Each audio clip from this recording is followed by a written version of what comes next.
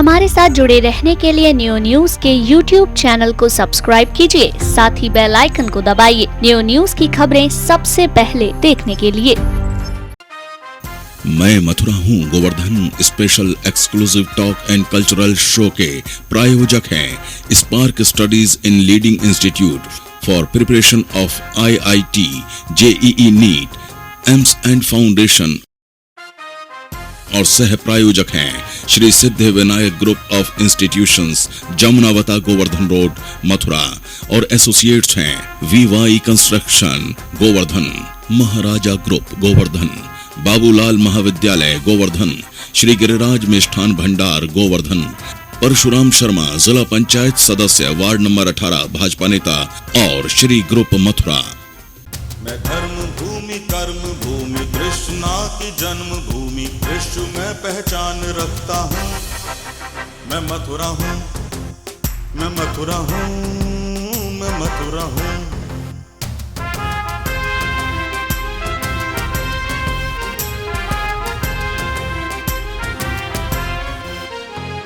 मैं प्रेम हूँ, मैं आस हूँ, मैं श्रद्धा का सैलाब हूँ, हर एक दिल में वास करता हूँ।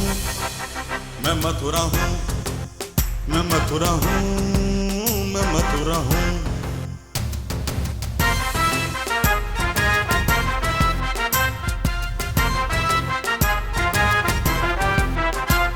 हरिदास हूँ, रस खान हूँ, मैं गीता हूँ, पुराण हूँ, मैं एकता का प्रमाण रखता हूँ।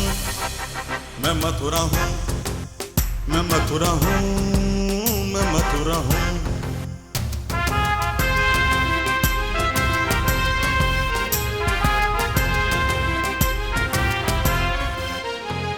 मैं न्याय हूँ, विश्वास हूँ, मैं दुखियों की आवाज हूँ, मैं कंसों का संहार करता हूँ। मैं मथुरा हूँ, मैं मथुरा हूँ, मैं मथुरा हूँ, मैं मथुरा हूँ। बोल गिरिराज महाराज की जय। एक बार फिर से नियो न्यूज जो है ब्रज की पावन पवित्र तलहटी गिरिराज जी में मौजूद है, गोवर्धन में। मैं मथुरा हूँ के स्पेशल गोवर्धन एपिसोड में हम अपने सभी सम्मानित दर्शकों का स्वागत करते हैं। लगातार हमारा ये प्रयास है कि जनपद के अलग अलग हिस्सों में जाकर वहाँ की क्षेत्रीय समस्याओं को हम प्रमुखता से उठाएं, स्थानीय लोगों से बात करें, स्थानीय जनता की बातों को सुनें और स्थानीय राजनेताओं से भी चर्चा चलाएं कि आखिर क्षेत्र का विकास क्यों नहीं हो रहा, यदि हो रहा है तो कैसे होगा और क्या कुछ कमियाँ हैं और कैसे कुछ खूबी सामने नजर आएँ। निश्चित जो है मैं मथुरा हूँ का ये स्पेशल गोवर्धन का एपिसोड हमने अपने दर्शकों के लिए इसलिए इस उद्देश्य के साथ जो है प्रसारित कर रहे हैं, इसलिए हम इसको उठा रहे हैं कि हमारे दर्शकों तक बेहतर से बेहतर जो है नए कलेवर के साथ नियो न्यूज़ जो है अपने प्रसारण को दे और उसमें तमाम जन समस्याओं को उठा के जनता की जो हमारे सम्मानित उपभोक्ता हैं उन तक पहुँच कर उनकी समस्या को उठा के उनका निदान करने का पूरा प्रयास करें। आज एक बार फिर से हम गोवर्धन में मौजूद हैं, भगवान श्री गिरिराज महाराज की पावन पवित्र तलहटी में मौजूद हैं।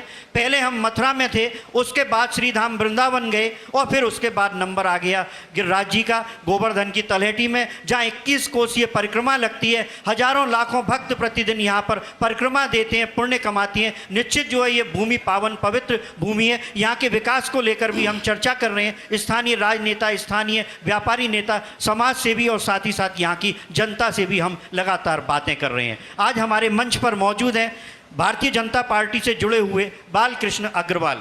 ये भारतीय जनता पार्टी गोवर्धन मंडल के पूर्व अध्यक्ष रह चुके हैं और साथ ही साथ वर्तमान में भारतीय जनता पार्टी की जिला कार्यकारिणी के सम्मानित सदस्य के रूप में कार्य कर रहे हैं। इसके अलावा ये जो है समाज सेवा के क्षेत्र में भी विभिन्न रचनात्मक और सामाजिक कार्यों को करते चले आ रहे हैं। यहाँ पर एक विद्यालय भी है, उसके आप प्रबंधक हैं। उनके ठीक पास में बैठे हुए हैं संजू लाला, काफ़ी प्रचलित नाम है ये। सभी ज़्यादातर ब्रज के लोग और विशेषकर गोवर्धन के लोग इन्हें भली भांति पहचानते हैं। उत्तर प्रदेश उद्योग व्यापार मंडल के आप गोवर्धन क्षेत्र के अध्यक्ष हैं और पूर्व में श्री गिरि गोवर्धन सेवा समिति के सचिव भी रह चुके हैं। दोनों ही व्यापारी नेताएं भारतीय जनता पार्टी से जुड़े हुए हैं। तमाम विषयों को लेकर, गोवर्धन के विकास को लेकर हमारे साथी अरुण यादव उनसे बात करेंगे। अरुण यादव जी, चर्चाओं का दौर शुरू हो। धन्यवाद दीपक जी और आप सभी मेहमानों का हमारे इस स्पेशल टॉक शो में स्वागत है। सबसे पहले मैं संजू लाला जी के पास आना चाहूँगा। आप व्यापारी नेता हैं, तो मैं यही जानना चाहूँगा, वृंदावन के अलावा जो मथुरा है उसमें व्यापारियों की जो स्थिति है उससे कहीं ज़्यादा खराब गोवर्धन में है। तो अभी तक आपने गोवर्धन के व्यापारियों के लिए क्या किया है और किस तरह का आपका कार्य चल रहा है, उसके बारे में थोड़ा बताइए। सबसे पहले मैं न्यूज़ के परिवार को धन्यवाद देता हूं कि हमारे गिरिराज धाम में मैं मथुरा हूं प्रोग्राम करके उन्होंने एक ऐसा मंच तैयार किया है जिसमें हम अपनी सभी समस्याओं को इसमें साझा कर सकते हैं और जनप्रतिनिधियों से पूछ सकते हैं। मैं उनको धन्यवाद देता हूं और अपने सभी व्यापारी भाइयों और सभी नेताओं को धन्यवाद पड़ा। 3 साल पहले यहाँ व्यापारी मंडल के नाम पर सिर्फ 4-6 लोगों को ही एक व्यापार मंडल था। मैं भी एक व्यापारी हूँ। मैंने उस व्यापारियों की पीड़ा को समझा और पीड़ा को समझने के बाद मैंने ये निर्णय लिया कि हम यहाँ व्यापार मंडल की एक बड़ी टीम बना करके व्यापारियों के हित में कार्य करेंगे। उसके बाद में उत्तर प्रदेश उद्योग व्यापार प्रतिनिधि मंडल के अध्यक्ष जो उत्तर प्रदेश लखनऊ हैं बनवारी लाल कंचल जी से और लोकेश अग्रवाल जी से मिला और उसके बाद में अध्यक्ष उन्होंने मनोनीत किया मुझको। उसके बाद मैंने महामंत्री रूप में गणेश पहलवान जी को जो मेरे साथ में कदम से कदम बढ़ा करके उन्होंने कार्य किया और एक ऐसा व्यापार मंडल की रचना की जो सभी जातियों से संबंध रखता हो, सभी वर्गों से संबंध रखता हो। उसमें मैंने हर ठेले वाले को भी उसमें स्थान दिया, उस दलित आदमी को भी स्थान दिया और जो व्यापारी थे वो तो थे ही उसमें। मैंने हर बरादरी को उसमें स्थान दिया और ऐसा प्रयास किया कि व्यापार हित में कोई भी व्यापारी अपने आप को अछूता ना समझे, चाहे वो ढकेल वाला हो, चाहे वो खोखा वाला हो, चाहे वो सब्जी वाला हो, चाहे वो व्यापारी हो, चाहे निचला व्यापारी हो, कोई अपने आप को अपेक्षित महसूस ना करे। और इस तरीके से हमने व्यापार मंडल की रचना करी। मैं एक बार व्यापार मंडल का पूरा टर्न पूरा कर चुका हूं और दूसरी बार व्यापार मंडल का अध्यक्ष हूं। आप अध्यक्ष हैं, आपने संगठन में लोग जोड़े, वो तो हमारे समझ में आ गया आपने जो बताया, लेकिन आपने जो व्यापारी हैं जो जिनका उत्पीड़न होता है, कभी अतिक्रमण के लिए, कभी और बहुत सारी समस्या रहती है व्यापारियों के लिए, उनके लिए आपने क्या किया है अभी तक? पूरा प्रयास करते हैं हम। व्यापार मंडल किस तरह का प्रयास रहता है? पूरा प्रयास प्रशासन के साथ मिलकर पूरा प्रयास हम करते हैं व्यापारियों के हित में। तो व्यापारियों का कोई नुकसान ना हो, कोई समस्या व्यापारियों को नहीं हो। हम ऐसा पूरा प्रयास करते हैं कि जहाँ से कहीं व्यापारी का कोई उत्पीड़न ना कर सके। और प्रशासन से हम बार बार मीटिंग करते हैं।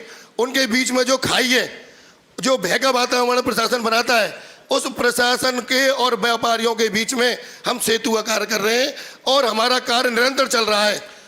व्यापार मंडल की बात है, सभी जहाँ जहाँ संगठन चल रहे हैं सब इसी तरह की बात कर रहे हैं, लेकिन अगर आप जाके व्यापारी से बात कीजिए तो उनका कहना यही रहता है कि संगठन तो है लेकिन उनकी लड़ाई जो लड़ने के लिए आगे आना चाहिए, या जो समस्याएं हैं चाहे वो अतिक्रमण की हो या कुछ और समस्याएं भी हो, उसके लिए कभी प्रयास नहीं किए जाते। मैं कहना चाहता हूँ यादव जी, आप गोवर्धन में ऐसा नहीं है।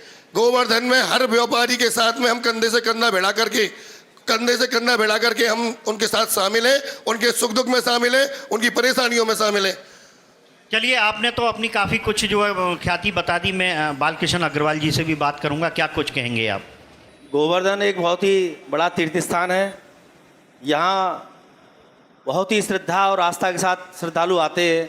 आप देखते हैं जैसे ही वो परिक्रमा स्टार्ट करते हैं कई बार डंडौती लगाते हैं, परंतु वास्तव में हम लोग क्या उनकी भावनाओं का आदर करते हैं।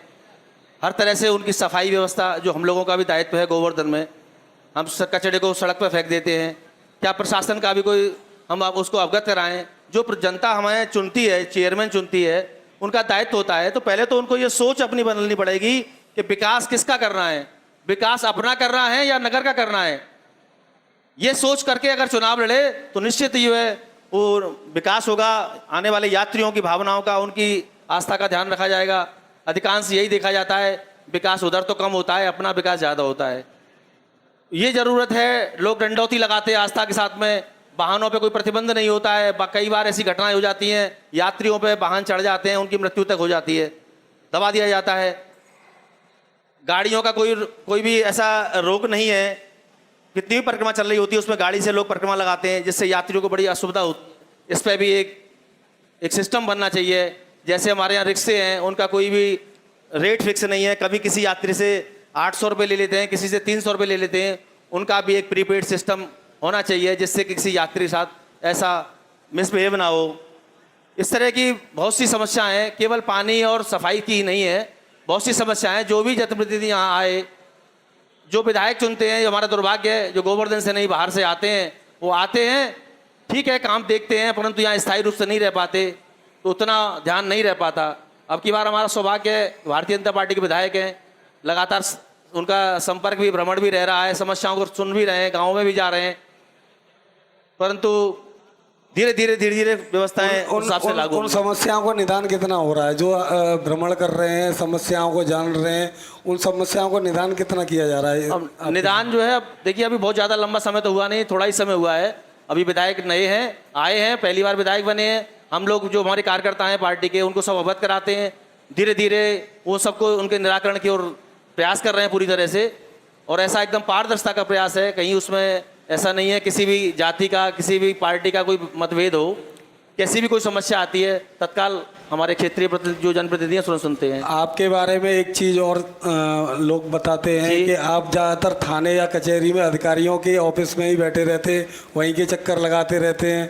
तो आखिर क्या है ये? क्यों लगाते हैं? ना तो कभी मैं थाने जाता हूँ, ना मैं कभी कचहरी जाता हूँ। कभी कोई कोर्ट होती है, अक्सर देखे तो वहीं जाते हैं आप, थाने में, कचहरी में। ये जो कह रहे हैं अधिकारियों के इर्द गिर्द घूमना, उनके ऑफिसों में बैठना, मेरा ये ज्यादातर देखा गया। मैं कभी कोई नहीं है, मेरी पारदर्शिता छवि है।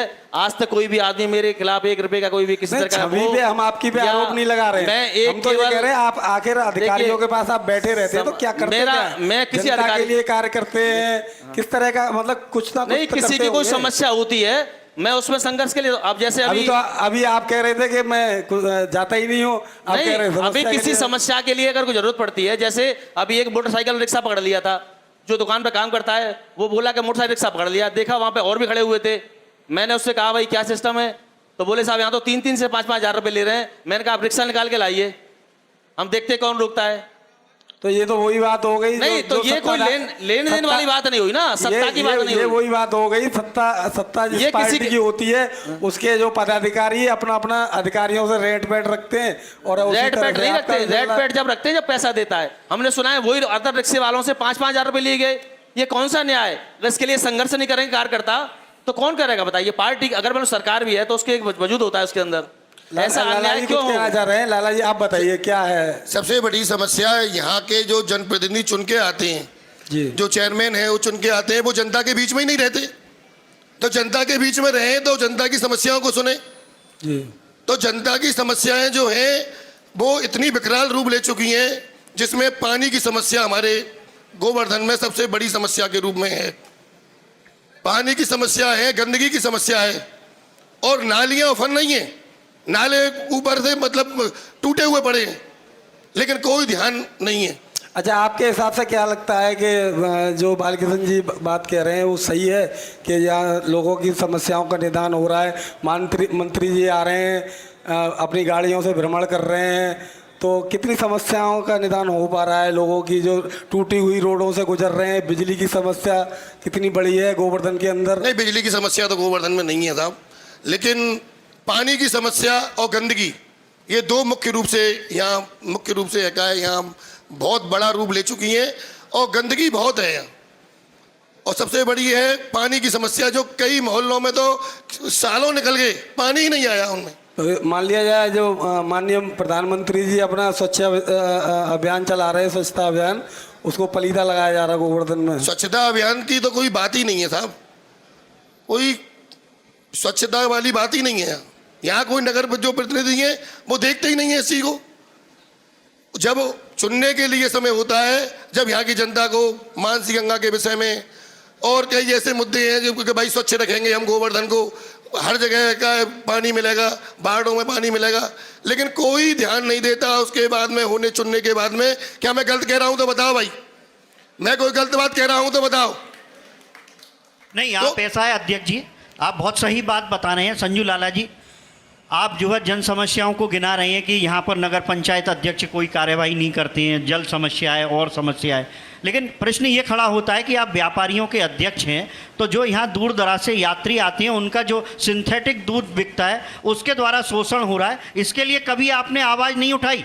नहीं, बिल्कुल उठाइए, क्यों नहीं उठाई हमने आवाज। आखिर ये गोवर्धन में सिंथेटिक दूध कैसे बिक रहा है? बार बार आप अध्यक्ष हैं, आप कैसा मतलब यहाँ पर नहीं, बार बार आवाज उठाइए और चेकिंग की है, और चेकिंग की है उन्होंने, फूड विभाग में लोगों ने, फूड विभाग के अधिकारियों ने आकर के चेकिंग की है और वो चेकिंग बदस्तूर जारी है। तो चेकिंग से होता क्या, उसका परिणाम तो कुछ निकलता नहीं है। सैंपल भरे जाते हैं, वहाँ पैसे जमा हो जाते हैं, वहाँ से सैंपल वापस आ जाते संजू हैं। लाला जी, सही बात यदि कहा जाए तो कहीं ना कहीं आप पर यह आरोप लगता है कि आप जो है थाने चौकियों पर बैठते हैं, अधिकारियों से साठगांठ बना के रखते हैं और व्यापारियों की समस्या का समाधान करते हैं, और वो यही आ जाता है कि जब सिंथेटिक दूध पकड़ा जाता है तो उसका सैंपल बदलवा देते हैं, और सिंथेटिक दूध खूब बिक रहा है। यदि अभी हम आप चलें दान घाटी पर तो कम से कम 1 दर्जन दुकानों पर इतना दूध मिल जाएगा, यदि उसका सैंपल भरा जाए तो निश्चित वो दूध नहीं होगा, पानी भी नहीं माना जाएगा उसको। ये सीधा सीधा आरोप है। तो आप अध्यक्ष रहते हुए कर क्या रहे हैं? नहीं, यात्रियों के साथ शोषण करवा रहे हैं, उनका उत्पीड़न करवा रहे हैं, अपने व्यापारियों का हित साध रहे हैं, और इसीलिए आप अध्यक्ष बने हुए हैं। नहीं, ऐसी बात नहीं है। फिर कैसी बात है, इस पर बताएं। जी, बात ये नहीं है, बात ये है कि देखो, शासन प्रशासन से हर जगह विरोध करना भी उचित नहीं है। हम व्यापार मंडल हमारा व्यापारियों के हित के लिए है। दूसरी बात यह है कि आप जो कह रहे हैं, यानी सीधे तौर पर ये मान जाए व्यापारियों का हित का आप ख्याल रखेंगे, आम जनता से आपको कोई लेना देना नहीं, सिंथेटिक आम जनता को दूध मिलता रहेगा, सिंथेटिक ठीक है, मिठाई के नाम पर भी चीनी बिकती रहेगी, वो भी आपको मंजूर है, सब कुछ व्यापारी हितों का ख्याल रखेंगे, जनता का हित का ख्याल नहीं रखेंगे, लेकिन दूसरे के घर में जरूर झांक के देखेंगे कि नगर पंचायत क्या कार्यवाही कर रही है, क्या नहीं कर रही, क्या अव्यवस्था फैला रही है। नहीं, सिंथेटिक दूध के विषय में आपने जो कहा है वो शासन अपनी तरफ से वो कार्रवाई कर रहा है, लेकिन अभी तक तो कोई ऐसा मतलब सैंपल फैल नहीं आया जो है कहा है कि सिंथेटिक दूध बिका है या कोई गलत काम पाया गया। तो जब कोई देखिए, आप नियो न्यूज की स्क्रीन पर सामने बोल रहे हैं और तमाम दर्शक आपको देख रहे हैं, गोवर्धन के लोग हैं, जनपद के अलग भी दूर दराज के लोग आपको देख रहे हैं कि गोवर्धन में सिंथेटिक दूध बिकता है, और आप स्पष्ट रूप से कह रहे हैं यहाँ दूध बिकता ही नहीं है। एक बार दोबारा से आप कह दें, मैं ये नहीं कह रहा हूँ, दोबारा से कह दें, कैमरा हमारा आपको देख रहा है, मैं ये नहीं कह रहा यहाँ पर सिंथेटिक दूध बिकता ही नहीं है, ये बात कह दें आप ये मैं नहीं कह रहा हूँ ये बात को, दूध नहीं बिकता, लेकिन बिकता है तो उनके जो व्यापारियों को आपका संरक्षण, क्योंकि आप व्यापार मंडल के अध्यक्ष हैं और व्यापारी हित का ख्याल रख रहे हैं। बिल्कुल संदेश है हमारा कि कोई गलत काम, कोई मिलावटी चीज नहीं बिकेगी गोवर्धन में, और ना ही बिकने दी जाएगी। आपके संगठन में भी तो जो लोग हैं उनका वो ना व्यापारी है, ना उनका व्यापार से दूर तक कोई संबंध है, आप बता दीजिए। ऐसे तो कोई नहीं है भाई, ऐसे कौन है? बहुत लोग हैं, बहुत आपके संगठन से जुड़े हुए लोग हैं। तमाम ऐसे लोग बताए जाते हैं जो प्रत्यक्ष या परोक्ष रूप से व्यापार से नहीं जुड़े, वो सिर्फ और सिर्फ आपके संगठन में, क्योंकि आपसे जुड़े हुए, आपकी प्रेम और मोहब्बत उनको आपसे जुड़े हुए। ऐसा बात नहीं है। फिर क्या बात है? ऐसी बात कोई नहीं है। सब जो प्रेम से जुड़े हुए हैं, ये गिरिराजवासियों का कृपा है हमारे ऊपर, जो गिरिराजवासी हमसे प्रेम करते हैं, लेकिन व्यापार मंडल में ऐसा कोई व्यक्ति नहीं है जो व्यापार से नहीं जुड़ा हो। बालकिशन जी, आपसे ही बात कर लें, ये कहाँ तक सही कह रहे हैं? हालांकि आप भी व्यापारी नेता है, प्रत्यक्ष परोक्ष इनका ही साथ देंगे, लेकिन कहीं ना कहीं जो मैंने बात कही वो कहाँ तक सही लगी आपको, इस पर जरा बताएं। ये बात बिल्कुल स्पष्ट है कि सिंथेटिक दूध की बिक्री बहुत मात्रा में होती है, इसमें कोई संदेह नहीं है। और जो अधिकारी वर्ग है वो बिका हुआ है। जो गुरु पूर्णिमा का मेला आता है उसमें यही सैनिटरी विभाग के अधिकारी 50-50 हजार लाख रुपया दुकानदारों से वसूल करके ले जाते हैं जरा जैसे। तो इनका माध्यम कौन बनता है? इन्हें जो अधिकारियों को देने का माध्यम कौन बनता है? माध्यम जो तो बन सकते हैं वो सब जनता जानती है, आप भी जान रहे हैं जो बनते हैं। मतलब आप इशारे में बहुत कुछ कहना चाह रहे हैं, सीधे नहीं बताएंगे आप? नहीं, मैं क्या बताऊंगा, जनता सब जानती है, जनता जान रही है सभी कुछ जो। चलिए, एक हमारे जो दर्शक यहाँ ऑडियंस में बैठे हुए हैं वो भी कुछ प्रश्न पूछना चाहेंगे, पूछे आप, नपे तुले शब्दों में प्रश्न पूछे। हरिओम शर्मा जी, आपका स्वागत है, आप बताएं। सबसे पहले तो मैं आपके कार्यक्रम के लिए धन्यवाद करना चाहता हूं महोदय। ये जो आज जो बैठे हुए हैं, आज मुख्य जो विषय जो है व्यापारियों के संबंध में विषय है, और उसमें चर्चाएं नगर पंचायत के संबंध में भी चर्चाएं आ रही हैं। तो मेरा तो निवेदन ये है कि अब नगर पंचायत पे हम अब तो वर्तमान में नगर पंचायत के चेयरमैन भी चले गए, हम लोग एक दूसरे के ऊपर 200 रुपये करते रहे साहब चेयरमैनों ने ये नहीं किया, चेयरमैन सफाई नहीं कर रहे, ये नहीं कर रहे। इसके लिए जनता भी दोषी है, हम भी दोषी हैं। क्योंकि जब जनप्रतिनिधियों का चुनाव आता है तो हम जो है धड़ेबंदी में शामिल हो जाते हैं। हम ये नहीं देखते कौन व्यक्ति अच्छा है कौन व्यक्ति गलत है, और हम अपने ग्रुपों में शामिल हो जाते हैं। इसलिए उस विषय पर जो जाना ठीक नहीं है। व्यापारियों की समस्या के संबंध में जहाँ तक है, आपने बहुत अच्छा प्रश्न उठाया कि गोवर्धन में जो बाहर से आने वाला श्रद्धालु है, हमको सबसे पहले उनके हितों का ध्यान रखना चाहिए, लेकिन ऐसा नहीं हो रहा है। वास्तव में हम व्यापार मंडल के पदाधिकारी तभी सच्चे कहलाएंगे जब हम व्यापारियों के हितों के साथ साथ यहाँ के जो उपभोक्ता हैं उनका भी हित करें और बाहर से आने वाले श्रद्धालुओं का हित करें। लेकिन ऐसा नहीं हो रहा है। बाहर से आने वाले श्रद्धालुओं के साथ में खुलेआम लूट हो रही है, उसके लिए कोई कहीं चर्चा नहीं होती है किसी बात की। ये हमारा नैतिक दायित्व बनता है कि बाहर से आने वाला श्रद्धालु उसको लिए शुद्ध पेयजल मिले, शुद्ध दूध मिले, सुरक्षा मिले, सारी चीज मिले, लेकिन उसके लिए कभी हम संगठित होकर के नहीं बोलते। तो मेरा तो व्यापार मंडल वालों से यही निवेदन है, खाली संगठन को लोग जो है संगठन का दायित्व लेकर के एक अधिकारियों से पहुंच बनाने का ही एक माध्यम लोगों ने बना रखा है। अगर ये उस हिसाब से उसको हट करके जो है उसको सेवा के रूप में लें तो ये बहुत अच्छा माध्यम होगा। तो मेरा तो यही निवेदन है कि हमको संघर्ष करना चाहिए। और जहां तक है ये कह रहे हैं कि साहब ये पॉलिथीन जो है यहाँ चल रही है सिंथेटिक दूध बिक रहा है, इसके लिए जो है हमको स्टेप उठाना चाहिए, लेकिन हम नहीं उठा पाते। जब हम व्यापारियों का हित कर रहे हैं, व्यापारियों का हम जो है प्रतिनिधित्व कर रहे हैं, तो हमको व्यापारियों के साथ मीटिंग करके कहना चाहिए कि भाई हम कोई अधिकारियों के साथ में कोई वार्ता करके आ रहे हैं तो आपको हमारी बात पर ध्यान देना चाहिए। आपके साथ में अगर शोषण हो रहा है, आपके साथ में यदि किसी प्रकार का जुर्म हो रहा है तो हम आपके साथ संघर्ष करेंगे। लेकिन जो जस्टिफाई बात है जो आप सही, मैं आपकी बात समझ गया। आपने बहुत अच्छी बात बता दी कि कहीं ना कहीं जो आम जनता तीर्थ यात्रियों का जो है भला करना चाहिए, उनके हितों का ख्याल रखना चाहिए। बालकिशन जी, आपसे प्रश्न करना चाहूँगा। आपने अभी कहा कि प्रशासन ध्यान नहीं देता है, यहाँ पर वाहन चलते हैं, बड़ा मतलब अव्यवस्था फैलती है, यात्री परेशान होते हैं, लेकिन आप एक व्यापारी नेता हैं। प्रश्न आपसे सीधा, बालकिशन जी, गोवर्धन में बड़े पैमाने पर जिस प्रकार से दुकानदारों ने अतिक्रमण कर रखा है, जिस प्रकार से ढकेल खोमचे वाले सड़कों पर खड़े रहती हैं, वो वाहनों को आने जाने में परेशानी पैदा करते हैं और पैदल चलने वाले परिक्रमार्थियों को दिक्कत होती है। क्या उसके लिए आपने कभी सोचा? नहीं, आपका कहना बिल्कुल ठीक है। दुकानदारों की भी गलतियां हैं। कई बार हमने भी समझाया है, जब अतिक्रमण होता है तो हम भी साथ चलते हैं, उनसे आग्रह करते हैं। जितना देखा जाता है, जितना दुकान के अंदर माल नहीं है उससे ज़्यादा बाहर दुकान पर माल निकाल दिया जाता है। अरे दुकान तो गुडविल से चलती है, अगर आपकी गुडविल अच्छी क्वालिटी अच्छी है तो दुकान में अंदर रख लें, गली में खोल दें, वहाँ भी दुकान चलेगी। ऐसा नहीं है, उनको समझना चाहिए। ढकेल वालों को भी ठीक है, उनके पास दुकान का जरिया नहीं है, ढकेल का माध्यम है, तो ढकेल को भी अपने ऐसे सिस्टम से लगाएं, उनकी भी आजीविका चलती रहे और आने वाले यात्रियों को उसका व्यवधान ना हो। उनको भी इस बात का ध्यान रखना चाहिए। ये तो आपने एक सलाह सी दे दी, लेकिन ऐसा कुछ नहीं किया कि व्यापार मंडल की बैठक में कठोर निर्णय लिए जाएं। ये आप निर्णय भी तो ले सकते हैं। संजू लाला बैठे हैं, कभी व्यापार मंडल की बैठक में इस मुद्दे को आपने उठाया कि जो दूर दराज से पर्यटक आते हैं, यात्री आते हैं, उनको असुविधा होती है, तो व्यापारी जो कम से कम अपनी फड़ों को सीमित स्थान पर लगाएं। इसके लिए कभी आपने सोचा? इस हित की ओर आपने ध्यान दिया कि केवल व्यापारिक हितों पर लगे हुए हैं आप? नहीं, ऐसा नहीं है। गिरिराज जी में तो परदेसी परिक्रमा चलती रहती है और अतिक्रमण अभियान भी बार बार चलता रहता है।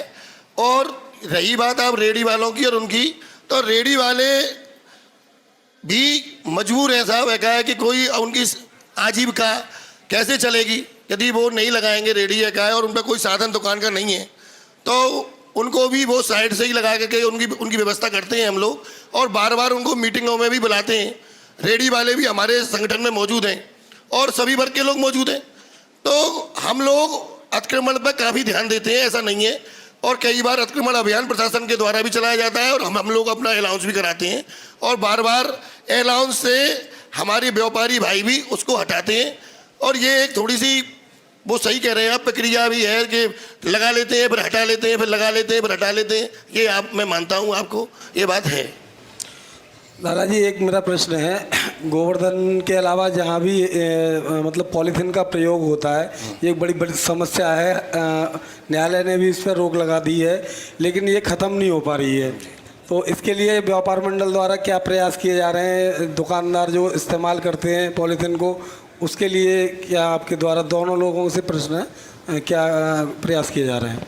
पॉलीथीन में विषय में हमने व्यापार मंडल की तरफ से कई बार अधिकारियों से भी मीटिंग की है और अधिकारियों से ये कई बात की है कि भाई पॉलीथिन नहीं देंगे, इसका विकल्प तो दो, कोई विकल्प तो हो इसका।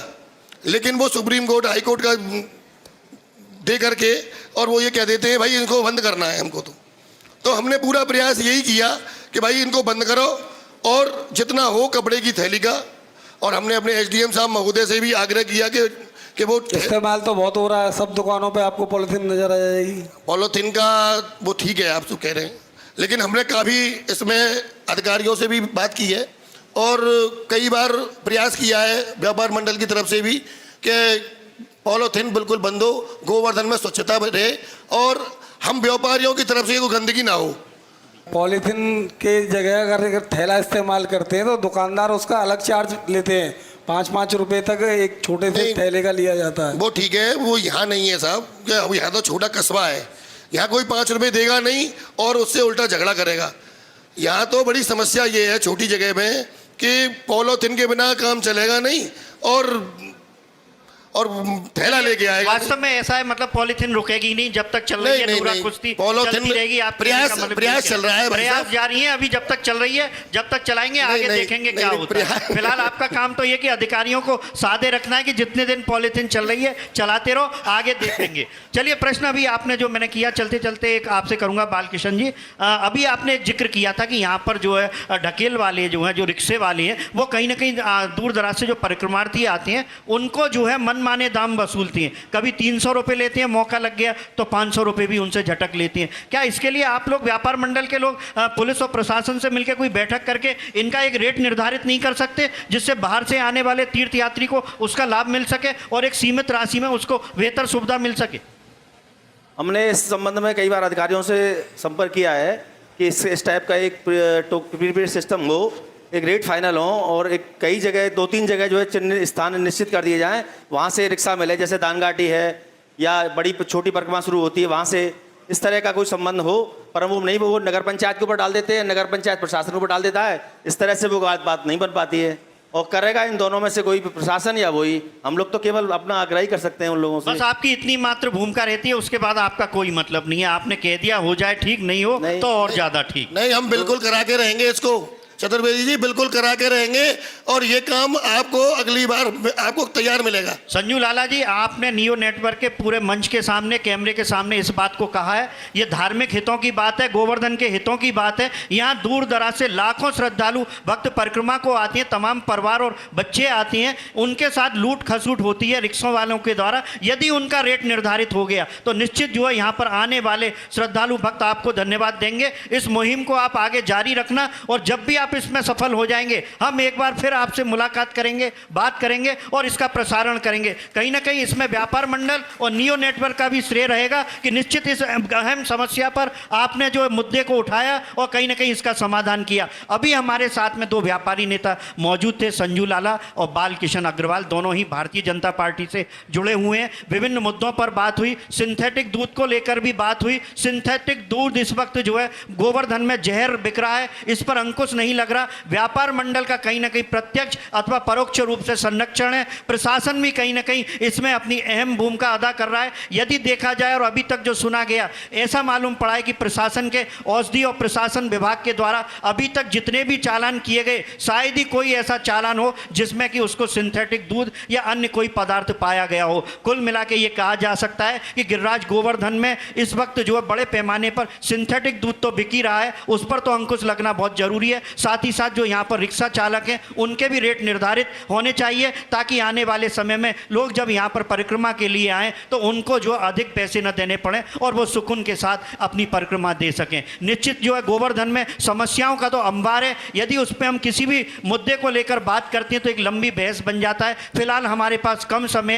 समय में हम अपने सम्मानित दर्शकों तक ज़्यादा से ज़्यादा समस्याओं को और उनके समाधान को पहुँचाने का प्रयास करते हैं। निश्चित आगे भी मैं मत रहा हूँ कि इस कार्यक्रम में हम ये प्रयास करेंगे कि अपने दर्शकों को बेहतर से बेहतर जहां सुविधाएं दिला सकें, वहीं दूसरी ओर समस्याओं का समाधान भी हो सके। एक बार फिर से मैं दीपक चतुर्वेदी बैंकर अपने साथी अरुण यादव के साथ अपने दर्शकों से अनुमति लेता हूं। देखते रहें नियो न्यूज। मैं धर्म भूमि कर्म भूमि कृष्णा की जन्म भूमि विश्व में पहचान रखता हूँ। मैं मथुरा हूँ, मैं मथुरा हूँ, मैं मथुरा हूँ।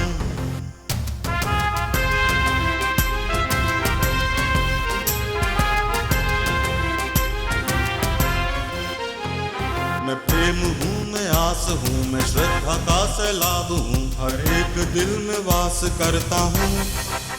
मैं मथुरा हूँ, मैं मथुरा हूँ, मैं मथुरा हूँ।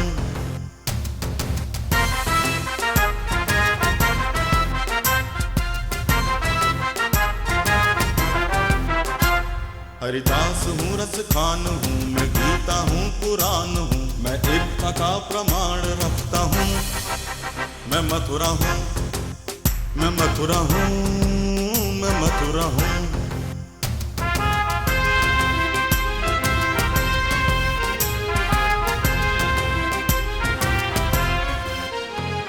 मैं न्याय हूँ, विश्वास हूँ, मैं दुखियों की आवाज हूँ, मैं कंसों का संहार करता हूँ। मैं मथुरा हूँ, मैं मथुरा हूँ, मैं मथुरा हूँ, मैं मथुरा हूँ।